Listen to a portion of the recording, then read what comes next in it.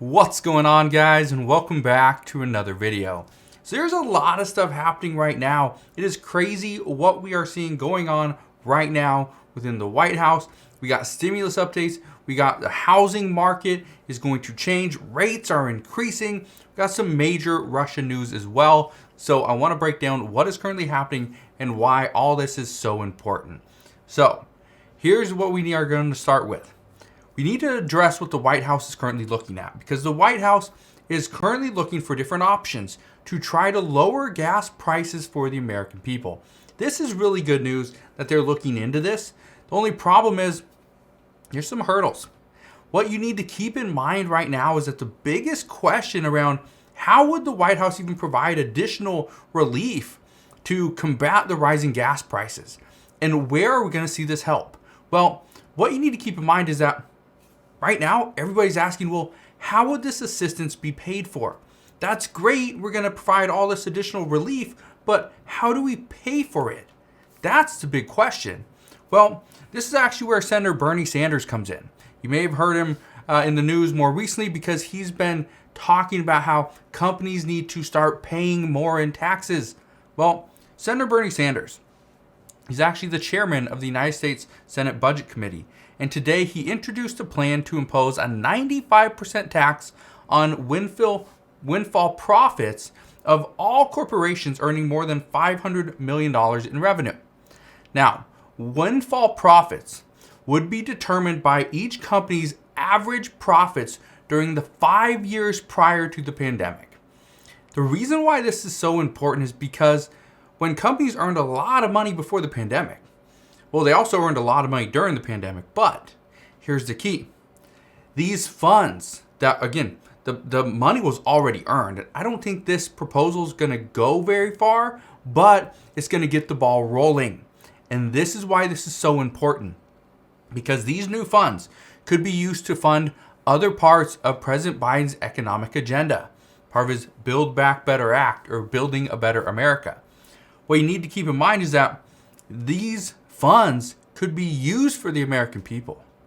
But more importantly, for Senator Bernie Sanders, these companies, will they be paying all this money? Yes. They would pay a decent amount of money. 95%, that's a lot, okay, on their profits. But here's what you need to keep in mind. Senator Bernie Sanders isn't completely, he doesn't really want to tax 95%. What he wants to do is, and again, and this is based off not just what he says, but based off of how he's done things over the past, or in the past handful of years. But what he tries to do is limit the profits from a company. But if you tax just profits, what happens is, especially at a high rate, is these companies are not going to keep raising prices, because every time they raise prices, that means their profits go up. And when they have higher profits and they are taxed 95%, that means they're almost entirely taxed away. Their profits are just gone. So that's why I don't think this is going to really go very far, but it gets that ball rolling. And that is personally what I believe is the point behind Senator Bernie Sanders proposing this. Now, we do know that the White House wants to pass a bill very soon, but they have stressed multiple times that they do not have the funding to pass certain bills. Certain provisions just can't get the support because they don't have the funding.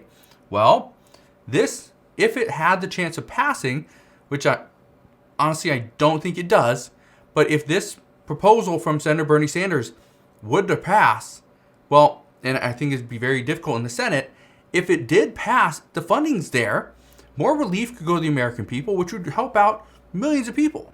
Would also help hopefully get the economy somewhat back on track. But the other issue is, if we go and give the funding away, just, okay, we get $500 billion or whatever here, all right, let's just give it away now.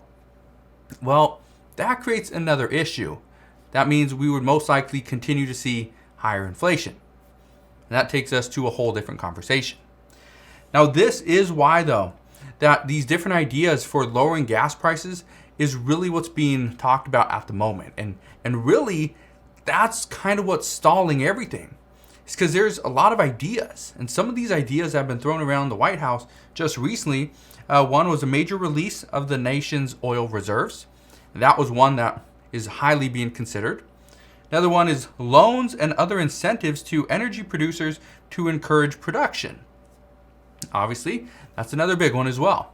The next one is a federal gas tax holiday. And even some have considered a federal gas tax holiday. But here's the issue with that is it only gives you a little bit of a benefit, not much.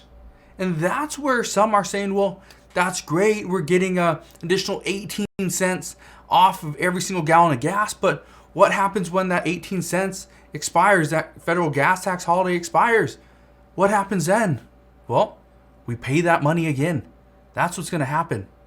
Now, you're probably wondering, and I completely understand, but you're probably wondering, what about the proposals for stimulus rebate checks?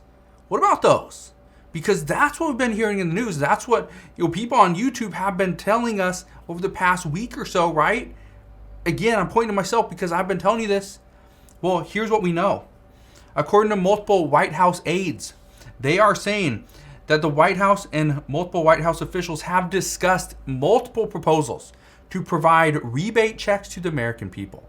But these are less likely compared to the other options that I just gave you because of one simple fact. If you give the American people money, cash, check, whatever it is, the problem is they're more likely to go and spend that on gas. Okay, so why is that an issue? It's an issue because we are increasing demand. Supply is staying the same, but we're increasing demand. And as we increase demand, that means prices are going to go up as well. So are these rebate checks even going to help? Some say no, they would not. And that's why these are still being discussed, but these are a lot less likely than the other three options. So that's something that you just need to understand, because right now, and the good news is that according to reports, Russia could be on the verge of pulling out of Ukraine. Now, those are just talks, okay, and I'll address that in a minute, but the good news is if Russia pulls out of Ukraine and things go somewhat back to normal, well, we could see gas prices come down. Not because we're going to jump back in and start buying Russian oil. I don't think that's what we're going to do, and honestly, I don't think it's even part of the discussions, but who knows? We've seen different administrations do crazier things, so we'll see if that is something that does happen. But let's talk about real estate for a moment. And I want to jump over to real estate because today the 30-year fixed rate mortgage pretty much rose to 4.95%. Now, this is actually 164 basis points higher than it was a year ago, and this rise in rates is greatly reducing Americans' buying power at this time. And here's why this is so important. Something that multiple real estate experts are predicting is that prices are going to fall between 10 to 15% by the end of this year. So, if you're planning on buying a home, according to experts, they say waiting around till the end of this year might be the best possible idea. They say we could see prices fall as more and more buyers decide to wait out the market since they can't find or afford what they're actually looking for. And as more homes actually hit the market and we see demand for these homes pick back up, what we are likely to see, again, I think we're still months away from this, but just be prepared. But what we're likely to see is as more homes hit the market, demand is going to start to pick back up. Eventually, rates are going to start to come back down. So just keep this in mind. We are probably, I'd probably say closer to this, maybe this fall, even this winter, we'll see home prices come down a decent amount.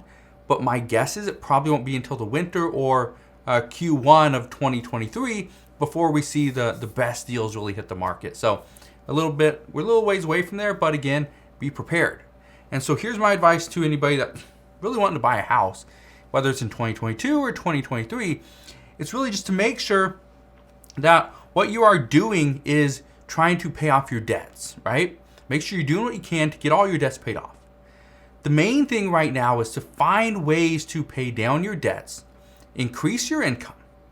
And if you do these two things, increasing your income for one will not only allow you to buy more home, which is always a good thing that you got more options, but The big thing is it gives you the money needed to put a down payment on a home, to pay for closing costs, because I guarantee you, we are in a market right now where if you go to the seller, and the reason I think this is funny is I had people bring this up, is if you go to a seller and say, I'm going to buy your house for $5,000 less than what you're asking, but at the same time, I want you to pay for all of my closing costs.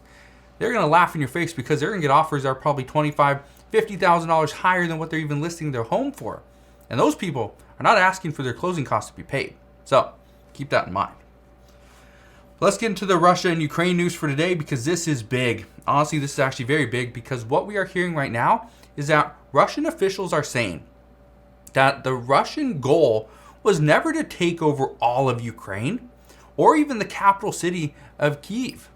The goal for Russia has always been just to kind of preoccupy the Ukrainian troops so that Russian troops can take over control of the eastern Donbas region.